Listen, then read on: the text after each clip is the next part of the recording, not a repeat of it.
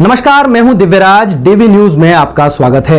हमारे इस खास कार्यक्रम में हम रतलाम से जुड़ी हुई उन हस्तियों से बातचीत करेंगे और जानेंगे कि किस तरह वो हमारी युवा पीढ़ी को इंस्पायर कर रही हैं। हमारे साथ ऐसी एक शख्सियत मौजूद है जो मिसेस यूनिवर्स सेंट्रल एशिया रही हैं, वहीं मिसेस इंडिया 2018 रही हैं और क्वीन ऑफ गैलेक्सी भी अवार्ड उन्होंने प्राप्त किया है। दिव्या पाटीदार जोशी हमारे साथ हैं और उन्हीं से जानते हैं कि किस तरह से जो है उन्होंने ये अचीवमेंट हासिल किए थे। मैम, स्वागत है आपका। Thank you. सबसे पहले तो ये बताएं कि आपने जो है कौन कौन से ऐसे अचीवमेंट हासिल किए हैं अभी तक, हमारे दर्शकों को बताएं। वैसे शुरू से अगर हम बात करें तो शादी से पहले से ही मैं काफ़ी एक्टिव रही हूँ। और रतलाम की अगर हम बात करें तो बचपन में मैं इंडियन आइडल में जब 17 साल की थी तब मैंने रतलाम शहर का काफ़ी वहाँ पे वर्चस्व बढ़ाया था। सब पूछते थे आप कहाँ से हो, तो मैं कहती थी कि मैं रतलाम से हूँ। तो इंडियन आइडल में मैं टॉप 50 में रही थी। उसके बाद जी टीवी सारेगामा में भी टॉप 100 में रही और मुझे इस तरह से मेरी जर्नी आगे बढ़ती गई। फिर राष्ट्रपति पुरस्कार भी मिला मुझे। एनएसएस में काफ़ी एक्टिव रही, नेशनल सर्विस स्कीम में। वहाँ पर उपराष्ट्रपति डॉक्टर हमीद अंसारी जी और हमारे former chief minister Shivraj ji Chauhan जी, उन सभी से मुझे सम्मान प्राप्त हुआ। शादी के बाद फिर मेरी जर्नी मैंने कंटिन्यू रखी और मिसेस इंडिया का पेजेंट मैंने जीता 2018 में।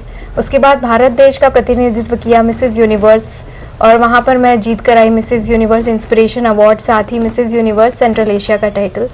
और इसी तरह से एक international pageant queen of galaxy, वहाँ पर भी मैंने ये अवार्ड जीता और इसी तरह से मेरी आगे जर्नी बढ़ती गई।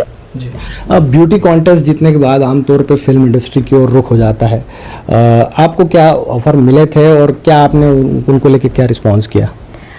अधिकतर मुझे वैसे काफ़ी अच्छे बड़े बड़े प्रोडक्शन हाउस से मुझे ऑफ़र मिले और ज़्यादातर मुझे जो रोल्स ऑफ़र हुए वो बोल्ड कंटेंट के हुए, तो मेरे लिए वो अनकंफर्टेबल लगा। तो मैंने वो उस चीज़ को एक्सेप्ट ना करते हुए जहाँ मेरा इंटरेस्ट था मैंने उससे चुना और मैंने IIM इंदौर से मैनेजमेंट कोर्स किया। अभी मैं IIM इंदौर अलुमनाई हूँ और मुझे गर्व है कि उस शिक्षा का मैं किस तरह से अच्छा उपयोग कर सकती हूँ। उसके बाद मैंने अभी cryptoyug.com वेबसाइट पर काम करना चालू किया है, जिससे लोगों में अवेयरनेस आए। जैसे कि हम जानते हैं कि क्रिप्टो करेंसी को लेकर काफ़ी फ्रॉड हो रहा है और आप जब भी इस वेबसाइट पर जाएंगे cryptoyug.com पर, तो वहाँ पर सबसे अच्छी बात यह है कि हम अपने भारतीय भाषाओं में भी इसे पढ़ सकते हैं, सारी जानकारी ले सकते हैं, ताकि वो आगे जाके क्या निर्णय लें उनके लिए काफ़ी मदद मिलेगी।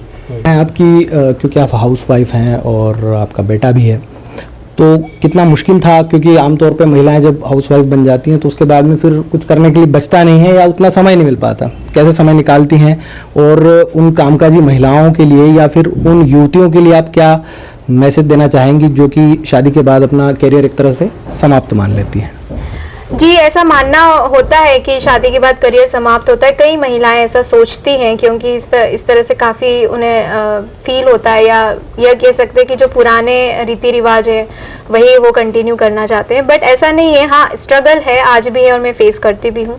पर्सनल लाइफ और प्रोफेशनल लाइफ दोनों की रहती, सभी की रहती है और मुझे मेरे बेटे को भी देखना होता है, प्रोफेशनल लाइफ भी देखनी होती है, तो उसी तरह से मैं भी संभाल रही हूँ। और चैलेंजेस तो आते हैं, लेकिन उसके फेस करने के लिए हमको क्या उसका सोल्यूशन निकाल सकते हैं वो कर सकते हैं। ग्लैमर वर्ल्ड में जो है महिलाओं के लिए कहा जाता है कि मतलब खास करके छोटे से शहर की महिलाओं के लिए कि सेफ नहीं है और बहुत सारे कॉम्प्लिकेशन और चैलेंजेस होते हैं, उनको लेके क्या कहेंगी और उनसे कैसे जो है आउटकम मतलब उससे बाहर कैसे निकले? देखिए, ग्लैमर वर्ल्ड ही नहीं बल्कि हर फील्ड में हमको चैलेंजेस और ऐसे लोग मिलते हैं जहाँ पे हमको अवेयर रहना बहुत ज़रूरी है। तो ये हमारे डिसीजन पे डिपेंड करता है कि हमें किस लाइन में आगे जाना है। तो ऐसा नहीं है कि कोई भी फील्ड स्वच्छ मिलेगी आपको। हम पर डिपेंड करता है कि हमको किस राह पे आगे बढ़ना है। तो चैलेंजेस आते हैं, हमको निर्णय लेना है कि हमारे लिए क्या बेहतर है, क्या सही है। आप उसी पर आगे बढ़ते रहिए।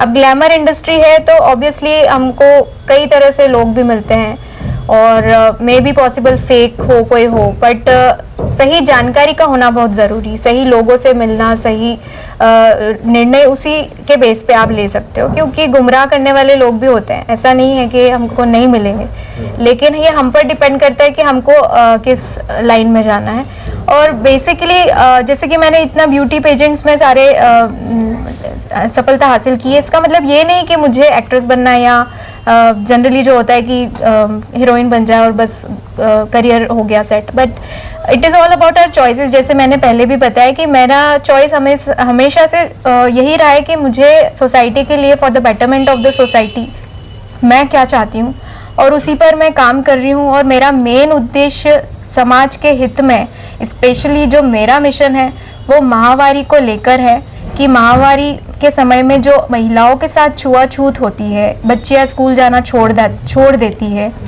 और ऐसे समय में वो ऐसा फील करती है कि हम लड़कियां हैं तो हम कमज़ोर हैं, तो हम जो प्रोग्राम देते हैं, अवेयरनेस प्रोग्राम देते हैं, उससे उनको मदद मिलती है, उनको कॉन्फिडेंस लेवल बढ़ता है कि हम लड़कियां हैं तो हमें गर्व की बात है ये।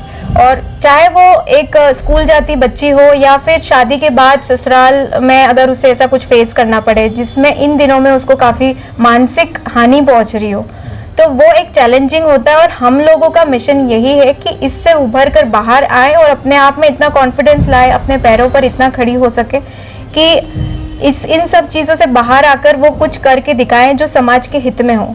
तो मेंस्ट्रुअल टैबूज जो है वही मेरा आज के दौर में मेन उद्देश्य है, ना कि एक ग्लैमर फील्ड में एक एक्ट्रेस या हीरोइन बनना है। तो समाज के हित में ही मेरा ये कॉल है शुरू से। तो यह थी डॉक्टर दिव्या पाटीदार, जिनका ब्यूटी कॉन्टेस्ट के अलावा मिशन है महिलाओं को माहवारी के बारे में अवेयरनेस लाना। Divyaraj, DV news, Ratlam.